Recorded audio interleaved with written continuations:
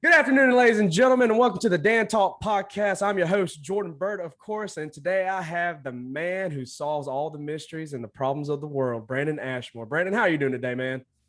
I'm doing good, man. Look, I got on Jake's shirt today. Oh, yes, sir. The Lane Kiffin throwing the Yeah. board up in there. Yes, sir. That's a good shirt. And by every means, guys, Jake McAnally's a very well designer and like making logos, Photoshop and anything. So probably attach his link down to his his photo Instagram page and everything. And give him a shout out if you need pictures taken too about that.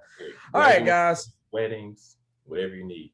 Oh yeah, he's a good photographer by all means. So all right, guys. So glad to be back. Sorry for the little hiatus on the break and everything. I've been very busy with my job as a band director and having some stuff to do around with that and everything. And then, of course, last weekend was Easter. So, of course, gave everybody a break from the podcast and everything. But I hope the Easter was good for y'all and everything. So, all right, guys. Today we have some main topics today, 4 main topics.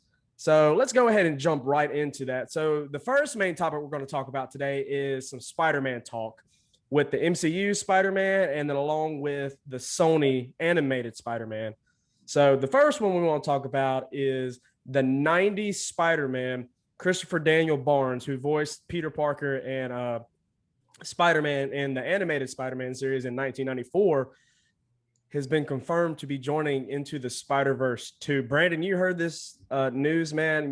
Does this make your excitement for Into the Spider-Verse even more expected or even more than what we thought we were going to get from this? Yeah, I feel like the first Into the Spider-Verse, probably hands down one of the best animated movies I've ever seen, and best Spider-Man movies I've ever seen. And at this point, it's like, they're like Thanos getting the Infinity Stones. Now they're going to go to the classic 90s Spider-Man and add it to the movie. It's just like, it's definitely exciting for sure.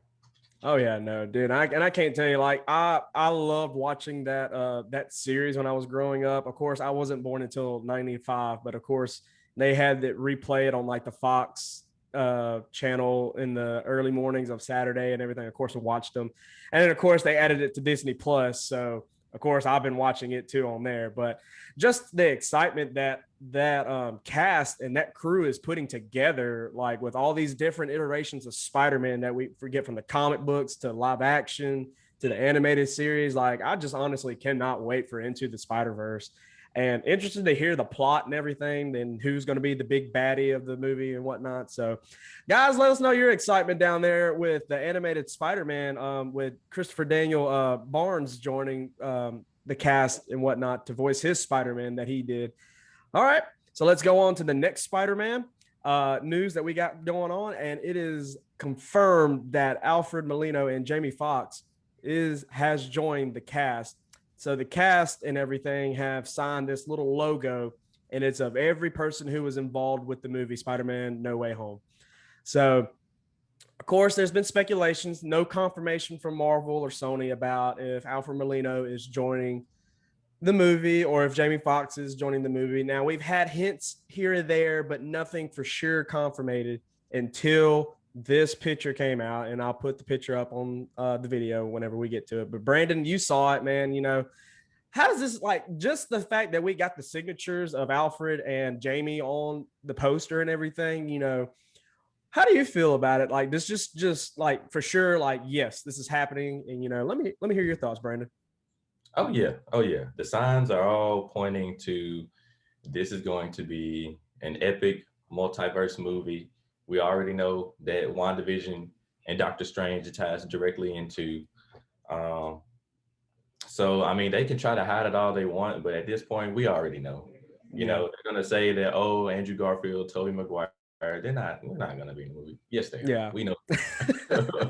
And that's another thing, too, is that the signatures, there's a couple signatures here or there that, like, kind of look like Tobey's, kind of look like Andrew's, but don't at the same time. So, that's just, for sure, there's no doubt in my mind that we're going to get a Tobey Maguire at least cameo or appearance in the movie, especially when we have Sam Raimi directing Doctor Strange Multiverse of Madness. Yeah. Like, by all means, like, you can't have one without the other because they're so associated together. Yeah. So, guys, let us know down in the comments, how do you feel about the whole multiverse, you know, the confirmation of Alfred and Jamie and the possible confirmation of Andrew and Toby down in the comments. Let us know. All right, guys, let's move on to main topic number 2.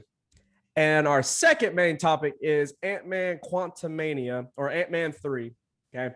So this is going to deal with a lot of traveling during time, reality, and different universes and whatnot. And the big baddie is Kang the Conqueror, who will be played by the wonderful Jonathan Majors, who's a phenomenal actor. If you've not seen any of his work, best choice you can get to play Kang the Conqueror. Okay.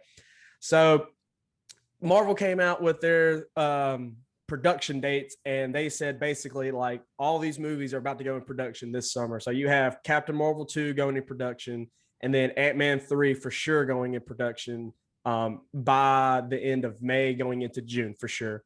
That way they can meet the release dates of 2022 and then 2023 if need be, if things get pushed back like how Black Widow and whatnot did too.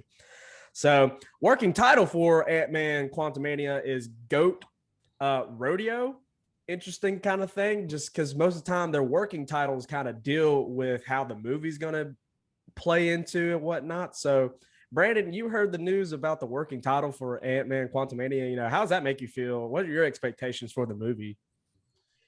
Yeah, about that working title, I would say it's just about to be a bunch of craziness going on. Mm-hmm. And I guess maybe the title, like GOAT Rodeo, kind of encapsulates it. I'm really excited about this movie because I'm really interested in like how it's gonna tie in with everything. Like, yeah, you know, it's definitely gonna go into detail about the quantum universe, go into more detail about it. You know, it's gonna build on like kind of the strings that we saw in Ant-Man 2.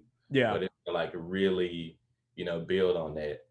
And I'm curious to see like how it'll be affected by Doctor Strange, if that'll have anything to do with it at all.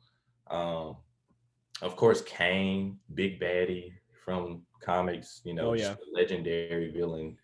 Finally getting to see him on the screen, played by just a phenomenal actor.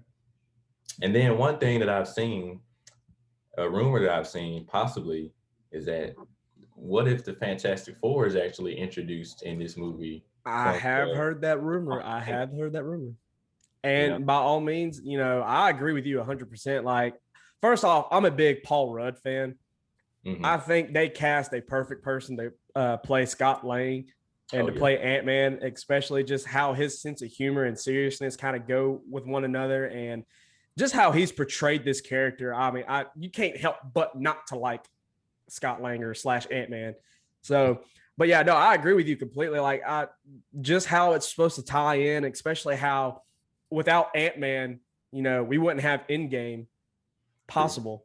If you think about it now, granted, Jake has his theory about the Rat being the real hero of Endgame and the Avengers and all that stuff. But I mean, if Scott Lang didn't go into the quantum realm and whatnot to grab those particles and then come back and then didn't come back and whatnot, like the movie would not exist. We would not have the MCU still continuing on. So, but no, I agree with you completely. Like, they cast a wonderful actor for the villain. And of course, everybody else is supposed to be coming back to play their characters, from Hank Pym to Miss Van Dyke, and I'm forgetting his girlfriend's name. Hope. Hope. Yeah, you're right. Hope. Yeah, I couldn't remember her name for some reason. Anyway, but yeah, no, like just the pieces, and then the rumor about the Fantastic Four being added to it and introduced into it. Like, I've seen that theory, and the theory is like they go back to the 60s, and the Fantastic Four were these scientists working on something with NASA or something space, and they go up to space, and of course that's where they get their cosmic powers from.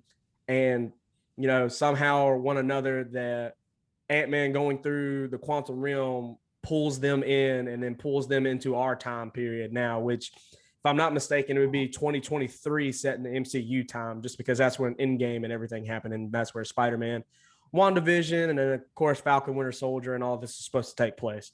So, guys, let us know your expectations down below with dealing with AntMan Quantumania. So, let us know your excitement. How do you feel about this casting and, you know, everything else in between? All right, guys, let's move on to main topic number 3. And our third main topic is going to be the Loki trailers series that we got a couple days ago. Brandon, dude, I don't get me wrong, I've been excited for all these Disney Plus series, but Loki looks really good. Like don't get me wrong, I thought WandaVision was marvelous. I'm really enjoying Falcon and Winter Soldier. But the craziness that they showed us with the trailer for Loki, holy crap, man. Yeah. Like, it was absolutely phenomenal.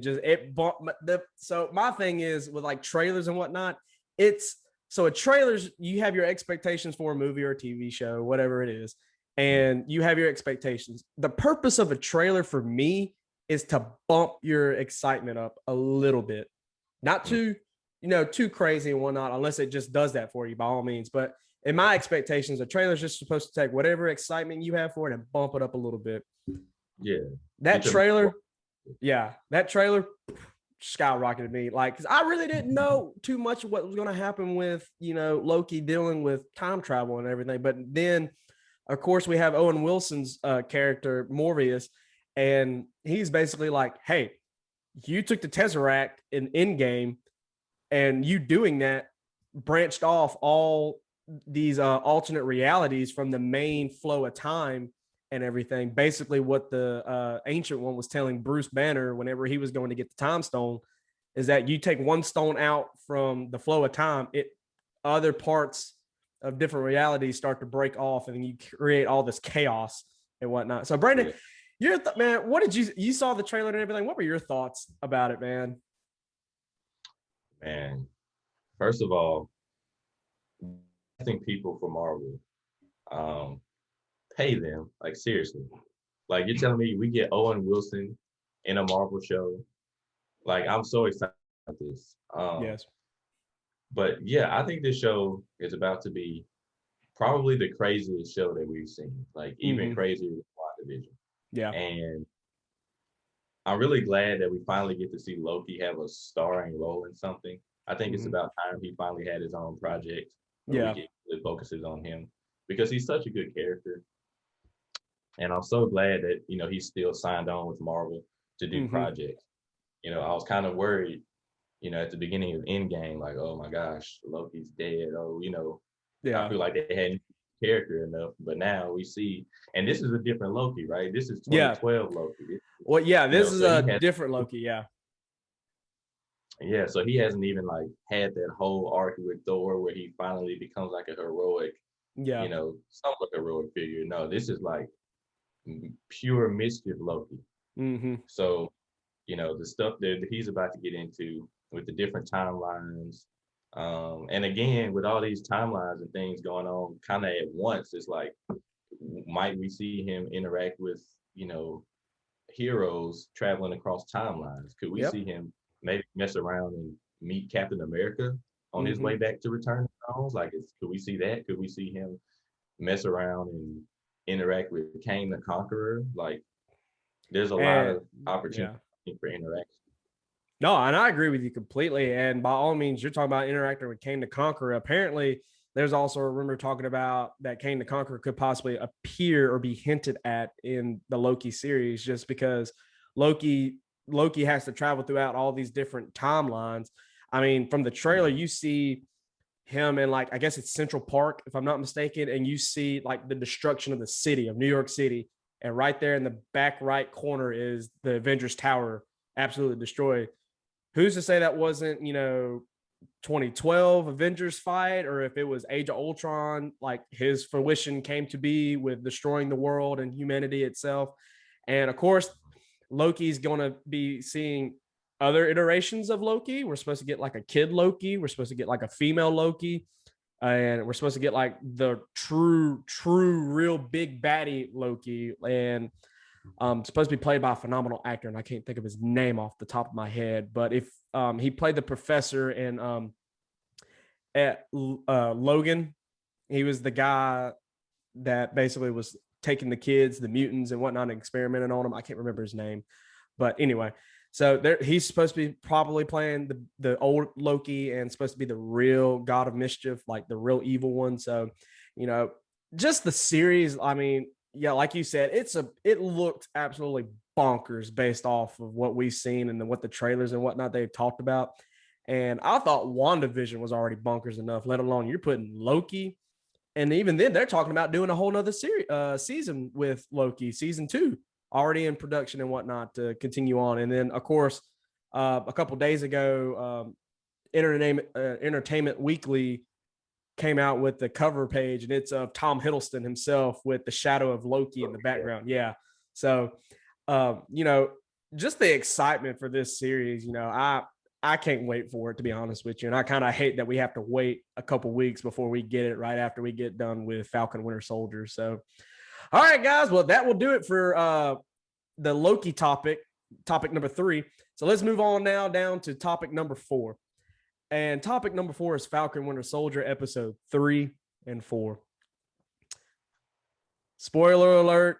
If you have not seen episode 3 or 4, I suggest you turn this video off now. Okay. Because there are some things that we need to talk about that have blown my mind and probably blown Brandon's mind away, and a lot of people. So now's your warning. I'm giving you 5 seconds right now to turn the video off. Okay, that's long enough. Anyway, all right. So Brandon, so episode 3, man, we get to see them go to Madripoor, and first off, they break out Baron Zemo. What the heck, man? Like, come on, man.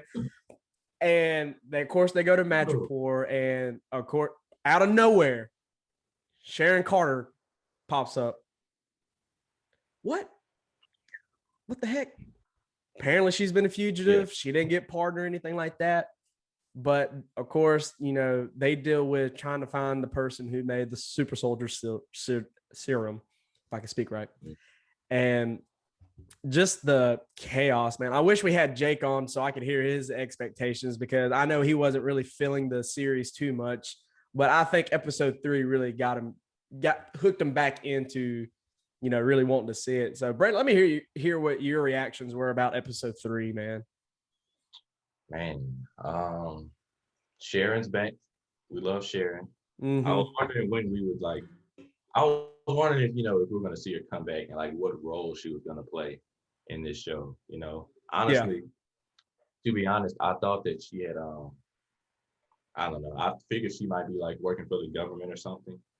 But yeah, you would think, especially at when the world went to crap in those 5-year span between Infinity War and Endgame, you would think. But yeah, it's crazy. But yeah, continue on. Sorry. Yeah, no, you're good. And it's really interesting because it's I feel like she's kind of taking the same route that Captain America did after Civil War, where she's kind of just completely disillusioned with governments and the whole being a hero thing. And so now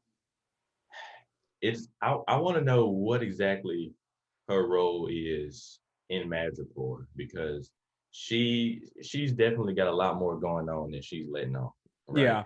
And I agree with you on that. And there's a lot of people speculating she's the power broker in that sense. And, of course, but it's strange to me that people suggest that. And then in episode 3, you see her fighting off all the Madripoor guys while Baron Zemo, Sam, and Bucky go talk to the doctor who made the super soldier serum.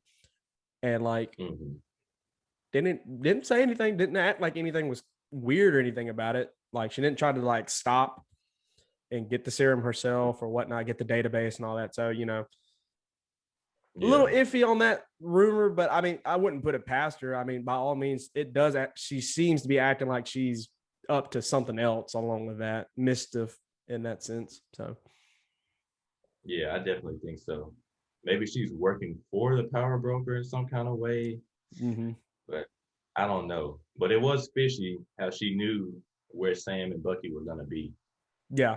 She showed up at exactly the right time, when they were about to get shot, basically, after, Well, it's also the fact that in episode 4, she has her own satellite because she's tracking John Walker for Bucky and Sam while they're doing their thing with Carly and whatnot. So, she should have been tracking them, especially when they just got into Madripoor and whatnot, been tracking them the whole time and just keeping ties on them until they needed some help and whatnot. So, and everything. That's so, true. yeah, it's just kind of weird, but up in the sense, like episode 3 definitely amped up the action and the thriller and suspense side more, to me at least. And I really think they're pushing for a grittier, kind of darker sense. Like, of course, we kind of got that in the very beginning and kind of sort of got that with the Winter Soldier and everything. But in the sense, like, this seems to be more like dark. And of course, leading to that, let's go to episode 4. Ooh, holy crap. Lord have mercy. So let's just talk about John Walker. A lot of Marvel fans don't like him. Guys, let me just put in perspective. You don't have to like the character.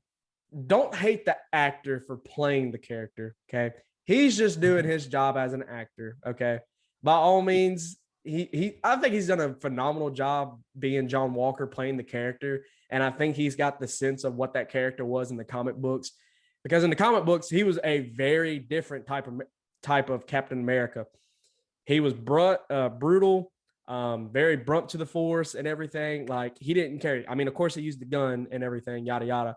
But like, in the sense, it wasn't the true definition of like what Captain America is, standing for freedom, standing up against the big guys, stand up for the little guys, and et cetera, et cetera.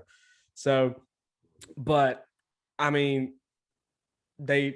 Carly with the other 13 vials of super soldier serum and Baron Zemo breaking free after the confrontation with Sam and Carly, with John Walker not giving them the time and whatnot and wanting to rush and get it done, kind of ruined everything. But then he finds that one vial after Zemo started destroying them.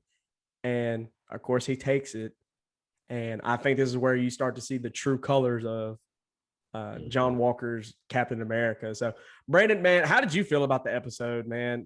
I know I texted you and our group chat about it, and I was mind blown. And of course, Katie Rose, who is very popular on Twitter with Marvel fans and whatnot, especially about spoiling things like an hour after it comes out and whatnot, didn't even tweet about the episode whatsoever. So, putting your perspective, how did this episode make you feel, Brandon? It's like that, not being able to say anything. Yeah, no, by all means, I agree. My mouth was dropped to the ground just after, especially that last scene with him, John Walker, and then the image of the shield too. Like, dude, that was cinematography right there. That right there was a perfect shot. That was the best shot that they could have gotten. Yeah, and you're right. Like, but it's also the image that, like, real deal, like, shook me to my knees. Like, I want Chris Evans back as Captain America, please. By all means, if I need to put money towards the GoFundMe to bring him back, I will. Like, and just kind of thinking about like what it will mean to the world in the show, to see like this man put on the pedestal as like he's our new hero, our new savior, basically, and to see what he just did, because people, you already have people like the Flag Smashers that are saying like, hey, we don't, these heroes are terrible people, right? We don't need these heroes. They're really just terrorists that are being put on the pedestal, basically. Yeah. And then you have people like Baron Zemo, who's already had his own history with the Avengers and heroes. And, now people seeing this image of John Walker in the Captain America suit to boot, with the blood on the shield literally dripping off the bottom. And it's like, oh my gosh, what is this going to do to like. And it's also the fact that people were recording him doing that while he was basically murdered that dude, the Flag Smasher dude. And, of course, that's going to set a whole different tone. And I guess we'll probably see what happens next week with it. But in the sense of, I think it was like episode 3 whenever him and his sidekick, I forgot the dude's name. I'm going to be honest with you. I'm not too big of a fan of. Yeah, Lamar. Basically, that when they were talking to the German security guard about Baron Zemo being broke out and whatnot, they were like, so do we go just basically break the rules? And it's like, I don't think the government's going to really too much care how we do it now to get Carly or get done with Carly, basically, in that sense. But I mean, that shot, that scene at the end of the episode where he just with the shield and just once I saw him do that, grab the shield with both hands, I'm like, wait a minute. This is not good. That reminded me of Tony and Steve when they were fighting at the end of Civil War, when Steve is just, of course, there's a reason behind that. He was breaking the art reactor so he could take the helmet off. That way Tony doesn't die of suffocation in the suit and everything. So there's a reason behind it. But yeah. So, but when John Walker grabbed that, I was like, wait a minute, this dude doesn't have any kind of shield or anything. Like, he's just a normal guy with super strength and everything. And then needle drops, and I'm just like, what the heck just happened right now?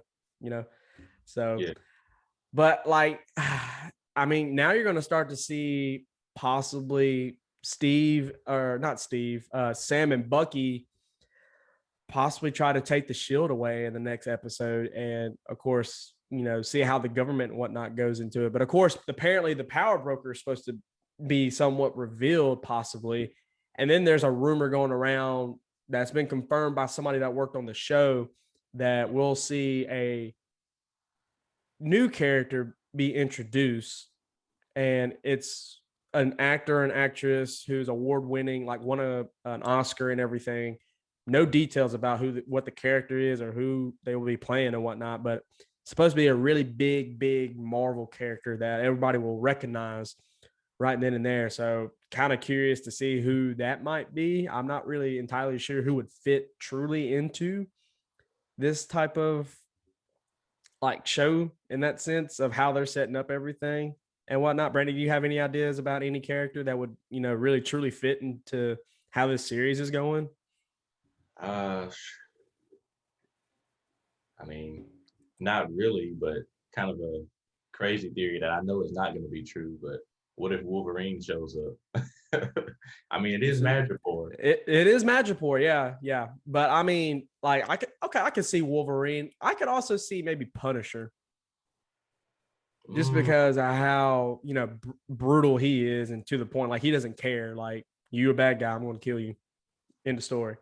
But maybe the government had like recruited him. He was a soldier and all of this, et cetera, et cetera. And now they're using him to get things done a little quicker that they need to be done, especially after the whole John Walker killing somebody with the shield. I'm still hurt about that, to be honest. Like, that image is embedded into my brain.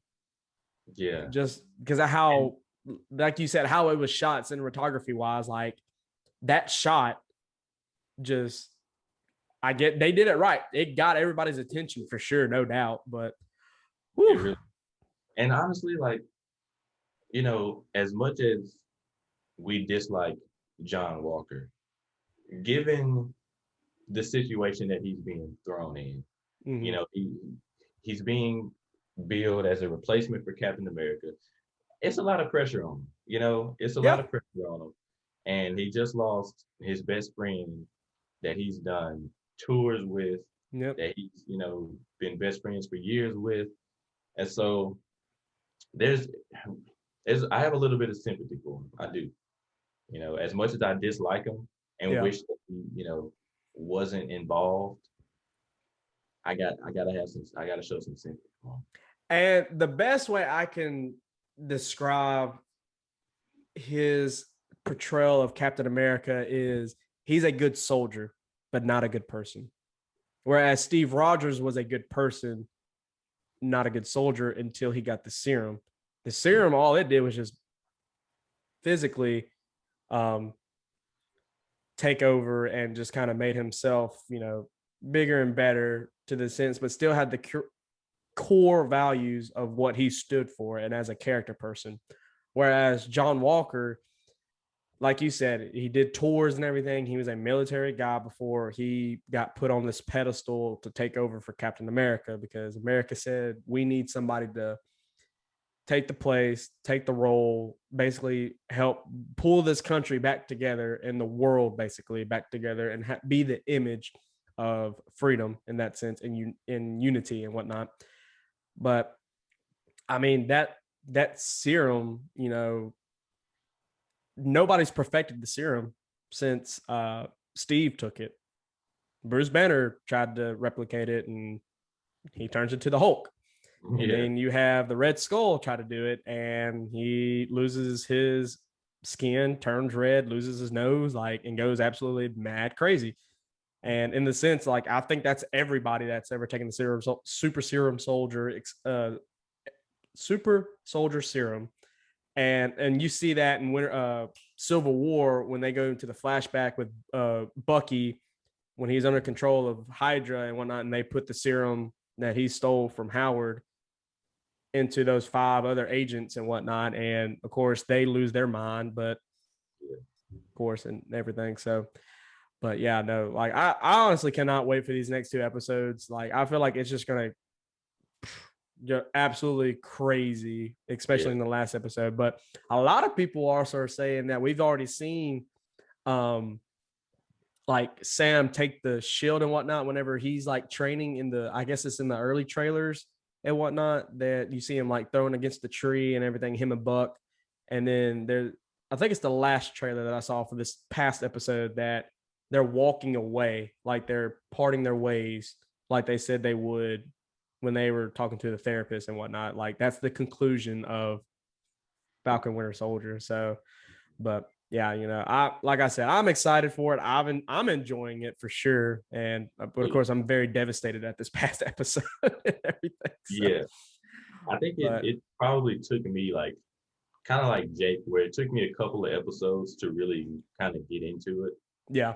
But now they're definitely, I'm definitely fully invested in it now.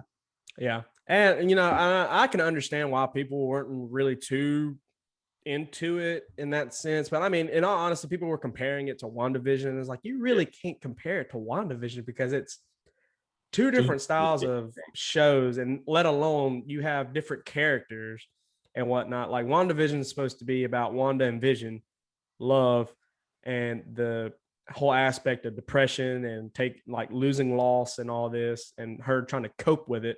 Whereas Falcon and Winter Soldier, it's basically Winter Soldier is trying to deal with his PTSD from his Hydra days and everything, et cetera, et cetera. And then Falcon trying to, figure out who he's supposed to be in this world of superheroes now.